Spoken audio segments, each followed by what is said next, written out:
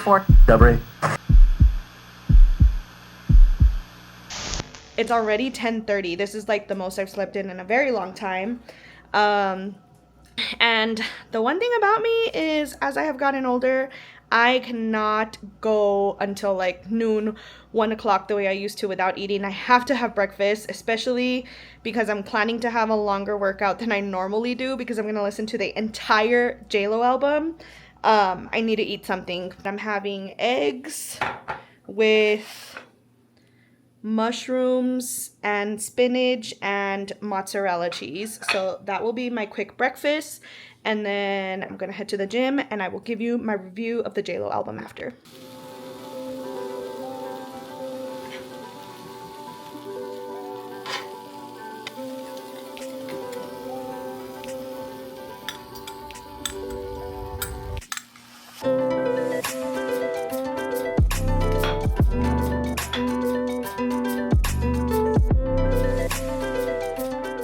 Okay, so here you have it. This delicious, look at this breakfast. This is only 235 calories. If you are skeptical about trying this, I used to be super weird and not like eggs with veggies either. Or I just assumed I wouldn't like it, but look. Proof. So good. I also used to think that I would like have to drench it in like Valentina or hot sauce to enjoy it. But I actually just like really like it as is. Okay, I totally lied. I forgot that I had made this fresh salsa or chile for Valentine's Day. I made Rudy steak tacos. Oh my god, I am so now when I added the chile, just because I was like, if I have fresh salsa, I might as well use it. Now I miss the tortilla, not gonna lie. Okay, we are headed to the gym finally. I feel great. Not too full, not starving. We got some light snow. I'm hoping I can just like use the windshield wipers to clear off the car. Check it out.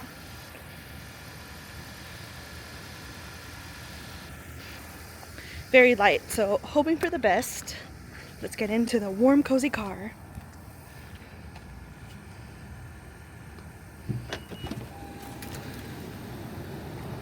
Hear the heater? Let's see if I get lucky. I just pushed the wrong one. Yay! Oh, you guys, cozy winter days are my favorite thing ever. I'm headed to the gym now. I normally do a 30-minute walk. That's what I've been doing for the past like 16, 17 days now. I've lost track of how many days I'm on now. But today I'm doing 45 minutes because the new JLo album came out. I have been talking about this forever. So 20 years ago, she released This Is Me Then. And it was basically like her entire love letter album to Ben Affleck at the time. It was the most romantic album I have ever heard. I have spent like the last couple of weeks listening to it over and over again because I want to see if there's any like Easter eggs or like callbacks to it in the new album. So this new album is called This Is Me Now, and it was basically like written and inspired by them being back together again. So I actually got early screening passes to her new Amazon original movie. They showed it at like an AMC theater in a Dolby Atmos screen. I think that's what it's called. Basically like really good sound. So I got pre-screening tickets to it, and it was so good. It was the time of my life.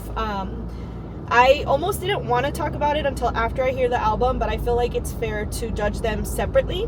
So the movie itself was about an hour long, and it tells a story. Basically, it tells her love story, but it's not like what you're thinking. So I don't want to like give it away. I will say though that if you're planning to watch it, it does feel very weird when it first starts off. Like, you're not really used to seeing movies that are like told through music videos basically. So give it a chance. I think like the opening number for me was just like, what is going on? I was so confused, but the more you get into it, the more it starts to make sense. The cinematography and like the actual graphics were absolutely gorgeous. I really loved that she played into like Greek mythology, but it also felt like very like Spanish to me almost. I don't know how to explain it. It was really beautiful. Like the graphics were really, really pretty. The story itself is also really beautiful. I think it's a beautiful message. It's a lot about like being who you are, believing in magic, believing in the magic of love, all of those things. And I thought they did a really good job of like balancing the music with like dialogue, because sometimes when it's just music it can lose you even if you're fully invested in the songs like I was. I was a little disappointed that it wasn't like the entire album. I thought it was going to be like the whole album as a movie, but it was just a few of the songs. So I did get like a sneak peek at some of the music and I really loved it. I feel like the movie felt very nostalgic, like Y2K almost, like, and a little bit of like Janet Jackson vibes, if I'm being honest. It was kind of cool because you're so used to seeing JLo like dolled up and glam on stage, but it felt like she really had fun doing something unique that she really wanted with this. And for those of you who don't know, like JLo completely backed this project all on her own. She executive produced it, which means she funded all of it. She wrote, well, she did have a co-writer, so I'm sure like the ideas were all hers and she just had a writer like put it together for her. So it was done really well. I felt everything in that movie. Like, we've all felt heartache, we've all felt hope again, we have all felt like true love. So, well, most of us, I shouldn't say all of us, that's making assumptions. But I think it was just told really well. So if you are going to check it out, please do, but give it a chance, because when you start it, it could feel kind of like, not cringe, but just like really disorienting and confusing as far as like where is this gonna go. This is really weird, but it definitely gets better. Another thing I really loved about it was that some people might disagree with me, but what I love about JLo is that she never forgets who she is, where she comes from, or what her platform can do. And I really loved the inclusivity in the casting that she had. I also really, really loved that Fat Joe is in it. And it's so funny because when he first came on screen, I told Rudy, I was like, who is that? Like, he looks so familiar, but who is that? And he's like, it's Fat Joe. And I was like, you mean Slim Joe? Like, he looks unrecognizable, honestly. He looks really good. So it was really cool to have her feature him in the film. Like, I want to say he's probably one of the most prominent characters outside of her and another special person. But it was like just really cool to see that she still like includes the people who have come from the bottom up with her, which was really nice. I also really love that she shows a very clear depiction of like how huge her world and luxurious it is now, to also paying homage to like the streets she grew up on, but also like a smaller apartment she lived in. So it was just like very well balanced between showing you like who she is now, but also reminding you like it took hard work for her to get where she is now. Sorry, having a hard time with this intersection here. So yeah, that's my take on it. I don't want to get into the details too much because I don't want to ruin like what the actual story is or the surprises. If you want to know if Ben Affleck is in it, yes, he is in it, but not how you're expecting. It was a unique surprise. And I think for me, the lesson in the story was also just like, as we're in this like Taylor Swift and Travis Kelce era and JLo and Ben Affleck, I feel like I have learned something as far as like what it is to be a good wife and partner, because I have always cared so much what people think, and I've talked about this openly in my bonus content. I'm always, and I think it's like growing up in a Hispanic family and knowing like how judgmental we are, honestly, but it's just like always being constantly aware of like whatever your partner does reflects on you, and you want your partner to reflect you in the best light. But I really love this era of like powerful women empowering their own partners to be themselves, no matter what that means for them. And what I mean by that is like, this week has been so controversial with Taylor Swift, with Travis, that's what they're calling them, because people have not been happy with the way Travis has celebrated his victory. They don't like how heated he got during the Super Bowl. And what I have really loved this week is seeing a different side of Taylor Swift, like take a step back and let him shine, but also let him shine in a way that's authentic to him. Like, so many people said, like, oh, the way he screamed Viva Las Vegas was so cringe, and the way he behaved was so cringe, and the way he's been partying is so cringe. And it's just like, he is like one of the, I believe, because I'm still learning football because of this era, but I believe he is like the most successful tight end in the NFL. And it's just like, do you guys really think that Taylor Swift has if she had the ick, she'd still be with him? She's one of the most powerful women in the world right now. And so I'm just really loving seeing these like powerful women feel so confident in themselves and in their relationships that they are telling their men, like, you do you, boo.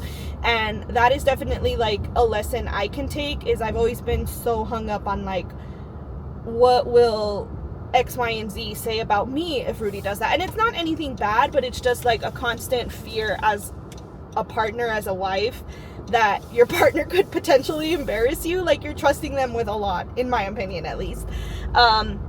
So it was really cool seeing how JLo let Ben Affleck like choose how he wanted to participate in this movie that is basically like a second love letter to him, you know. So I think that's what's really cool, is that like now JLo and Ben Affleck have been through it as far as like their first engagement. Like, they were originally engaged back in the early O's, and the media attention was so hot on their relationship that it basically ruined them.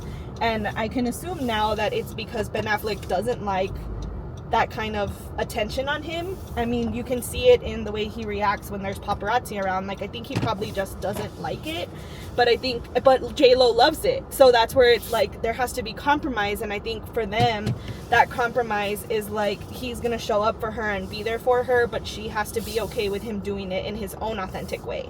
And so that's what's been kind of fun seeing this time around with JLo and Ben Affleck. Like, you see their Dunkin' commercial ads where they're together. Like, he is totally like just having fun and being himself and what he wants to do, versus fitting this narrative that all of us want from them. Just like with Taylor and Travis, I'm a little worried right now because there's so much attention on them and so many opinions.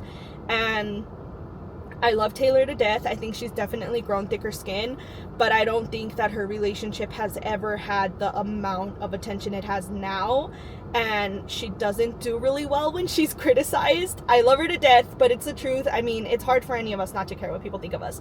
So for me, I'm just like, oh no, are they gonna crash and burn the way Jennifer and Ben did early on when they had too much attention? Because it's a lot when you're seeing like constant criticism about your freaking tight end boyfriend winning the Super Bowl and how he's celebrating inappropriately, which is just like, is he really though? Like, we are all human.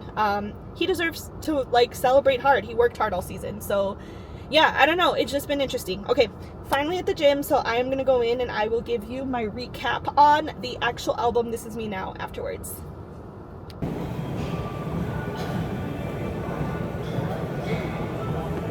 Not what I expected, honestly. However, I want to preface this with, I have never been a like one listen kind of girl. Like, it always takes multiple listens for me to realize that I really love an album. Granted, some of the songs were like a second time listen after the movie, which also made me realize I had so much more to say about the movie, but it's hard because I don't want to give spoilers. So here's what I'm thinking about the album.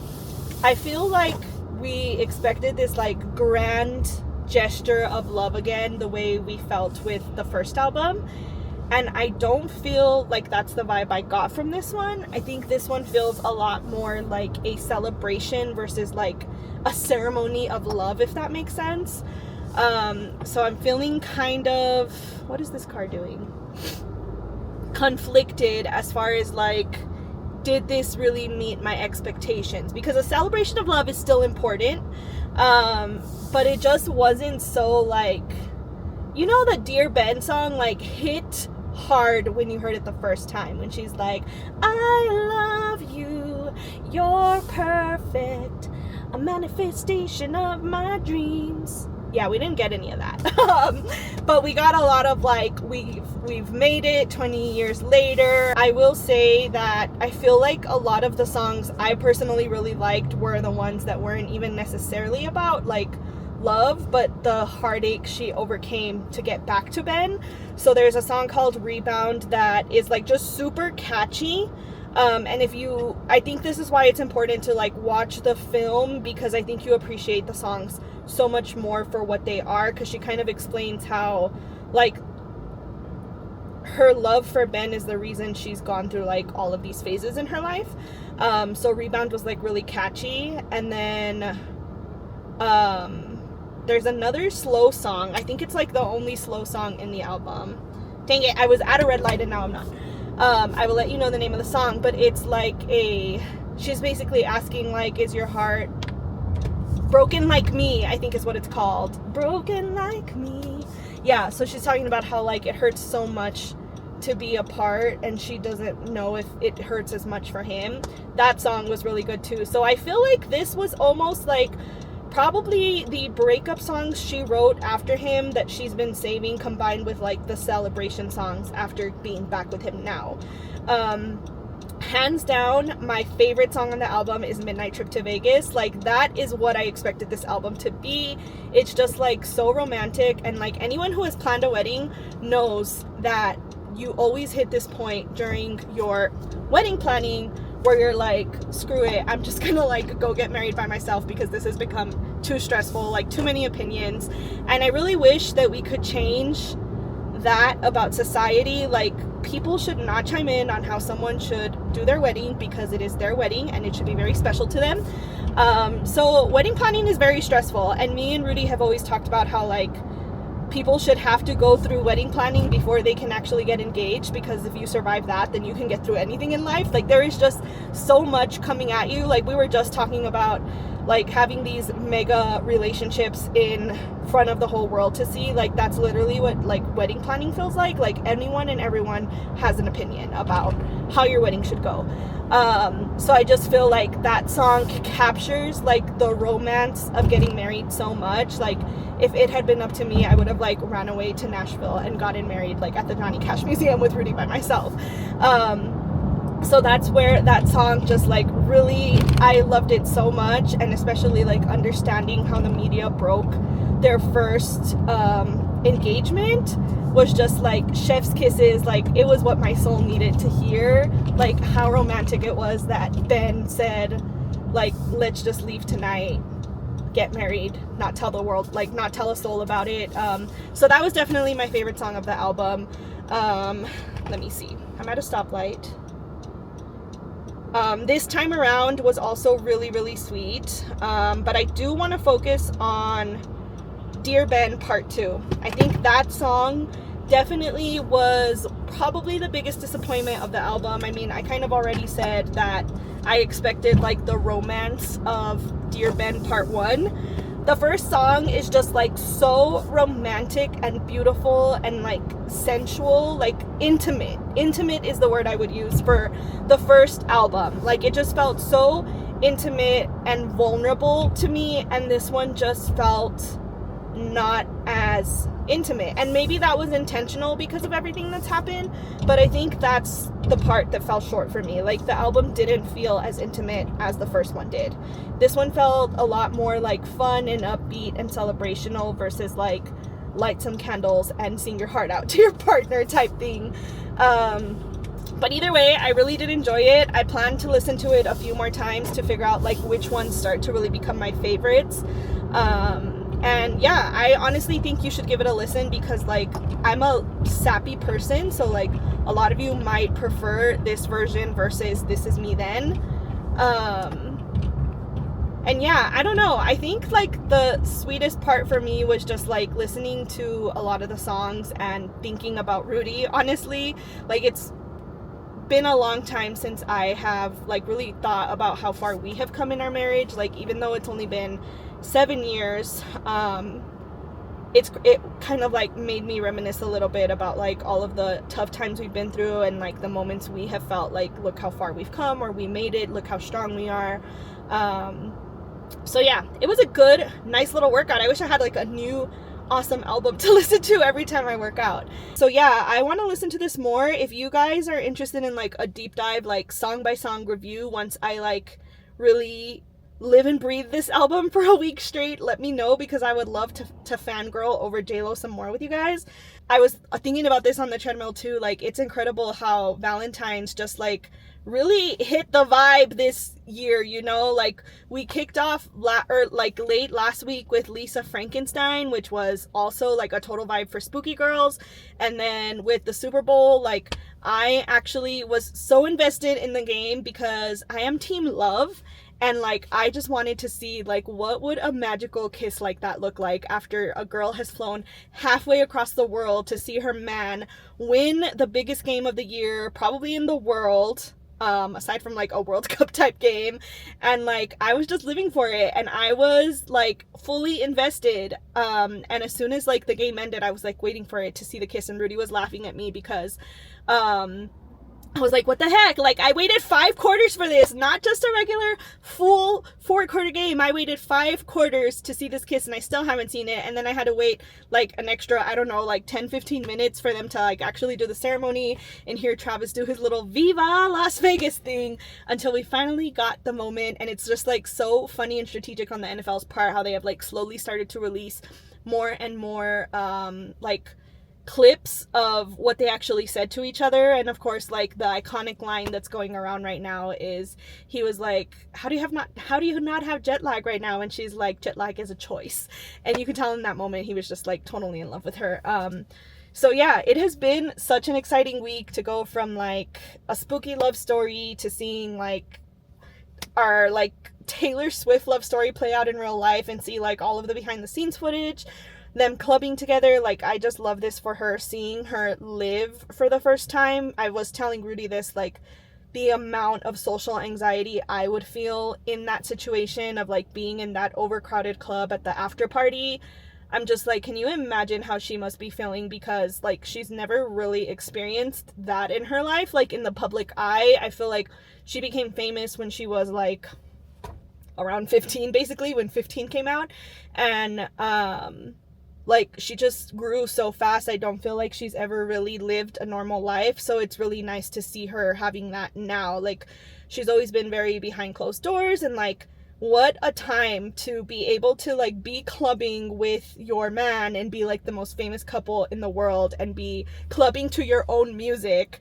Like, it's just crazy. So yeah, I'm like really happy for her, and I'm really happy for JLo. Like, it's really crazy seeing like these two timelines at the same time merging and like playing out so differently. I really hope that Taylor does not have the same timeline that JLo did with Travis. I don't want to be here 20 years later finally getting to see them married. I want them to actually like make it work the first time. So yeah, now you guys know what a nerd I am, and that I don't just fangirl over spooky stuff. I actually fangirl over love most of the time. Okay, I have talked my ear off enough. The movie starts at 1:20 and it's already 12:30 and I need to shower. Oh my god. So I am gonna hurry up and see if I can get out of here in time. Guys, your ghoul is a hot mess today. Oh my god, I'm running so late that I couldn't even like get ready nicely. I just threw on like some face tinter or moisturizer, I don't know, with mascara. I need to get my movie tickets. So I use Movie Pass currently. I have some gripes to pick with it, honestly, but also it's a great deal, so I keep dealing with it. I really miss being near an AMC. I'm just making sure the seat I want is still available, because your ghoul is like weird like that. So I don't know if I'm the only weird one who goes through this, but like if I work out, even if it's like a light workout, I have to have time to cool down before I shower, or I'm just like sweating the rest of the day, and I'm at that point now and I'm not having it. Like, I'm uncomfortable and I'm out of breath because I'm in a rush. The movie starts in 12 minutes and I still have to go park, get my popcorn, get situated. Like, I'm one of those girls. I'm very particular. I have to do it very calmly and have the right amount of time. And now look at me. I always blame Rudy for being late, and look at me. I'm by myself and I'm still late. What is wrong with me? To clarify, I did watch this on opening weekend already. However, I had a lot of thoughts, and I do plan to do a review like I normally do, full on Mandy Spooks style. However, kind of like the JLo album, I wanted to watch it again a second time to really like digest it. I feel like once was not enough because there was just like so much fun stuff going on. I'm sure you guys have been wondering why I haven't done a review, because I review like every spooky thing that comes out. It's not because I canceled the podcast. It's because I am giving myself the time to put this video together the way I really want to. This movie meant so much for spooky pop culture that it deserves time and justice and thoughtfulness, which is why I really wanted to see it a second time, because I just feel like once was not enough to fully capture like everything going on. So I promise you're gonna get a very full detailed video soon. I said at the beginning of this month that one of my goals for February was to take myself on a date and go to a movie by myself, because I've never done that.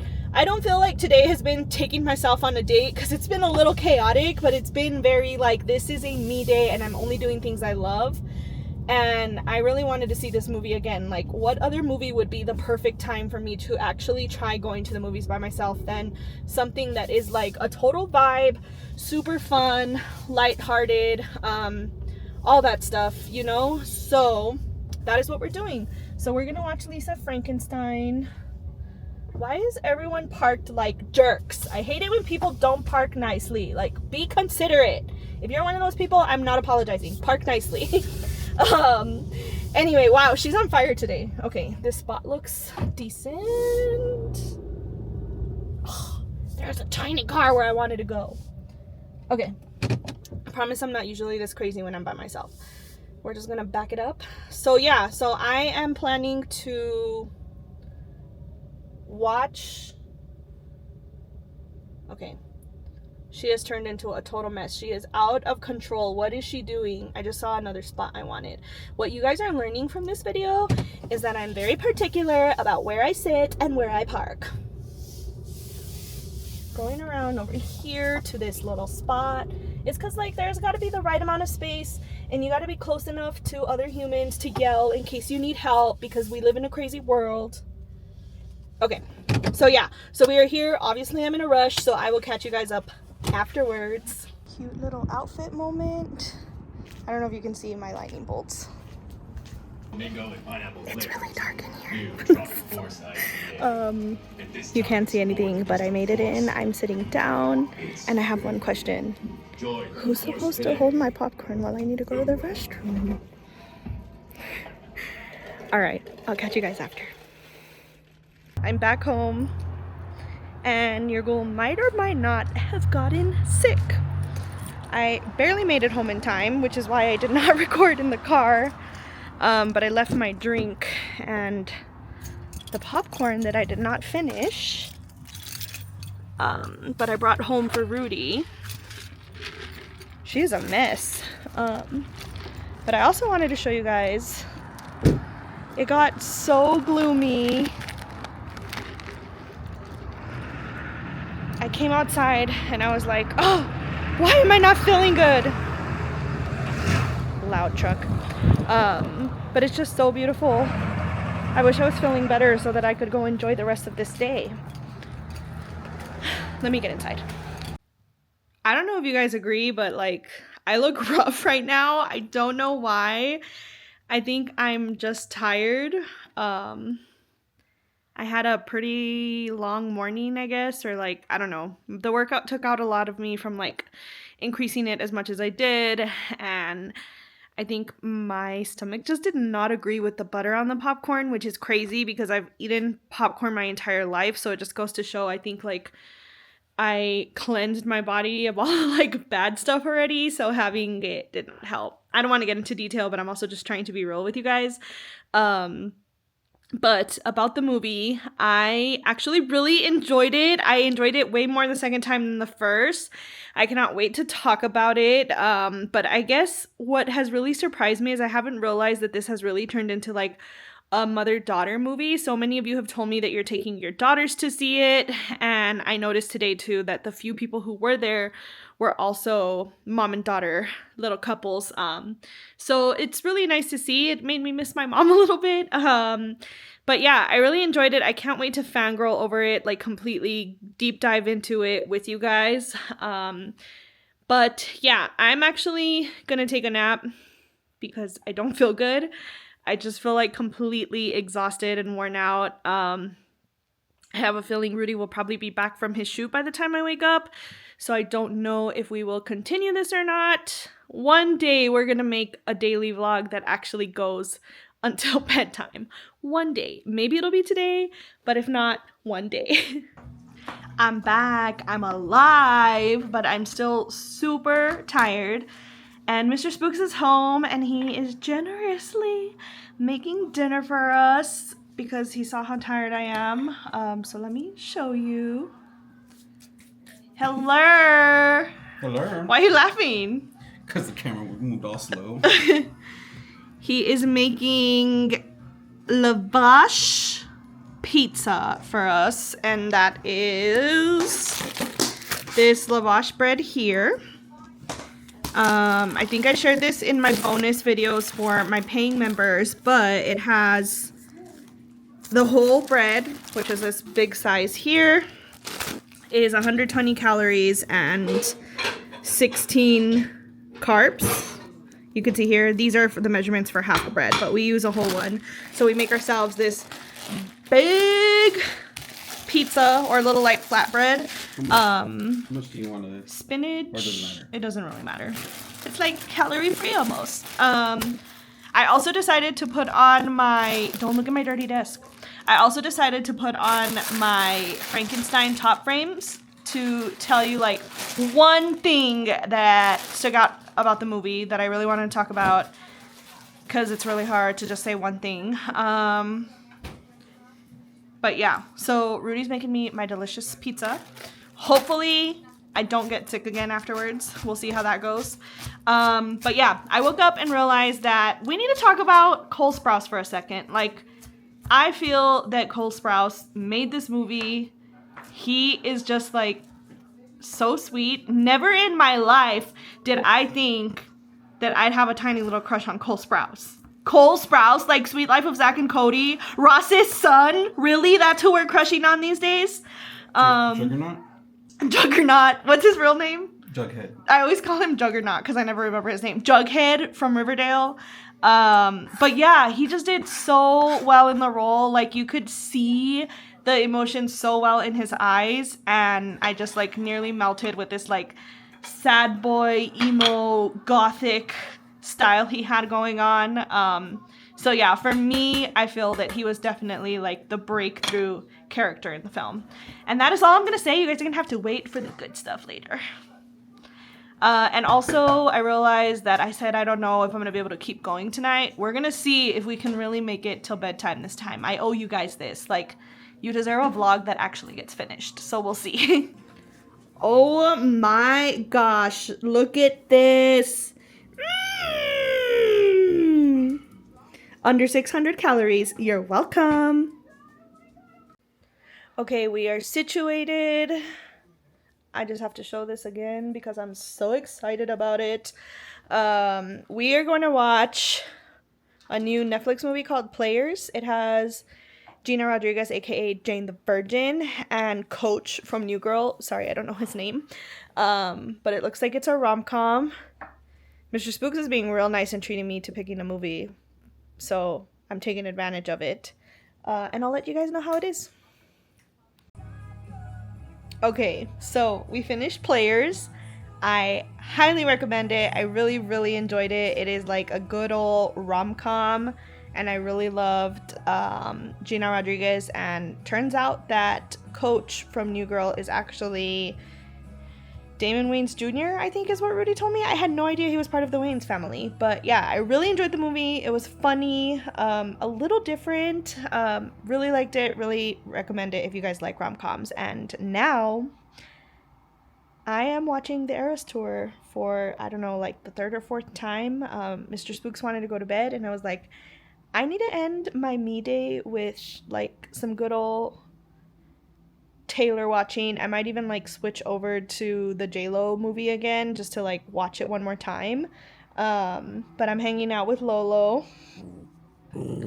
She loves Taylor. I'm not exaggerating. You will see shortly. But yeah, this little berry will sleep through everything. But when I watch the Eras tour, she sits on my lap and just watches the whole time with me. I love it. Taylor's music transcends to female dogs as well.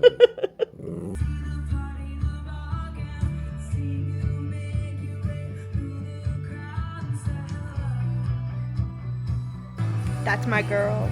She loves her Taylor Swift. Don't be afraid, we'll make it out of this. Ready, Kavita? He wears high heels, I wear sneakers. She's cheer captain and I'm on the bleachers. Dreaming about the day when you wake up and find that what you're looking for has been here the whole time. If you could see that I'm the one who understands you, been here. And if you were ever coming around, my faith in you was fading when I met you on the outskirts of town.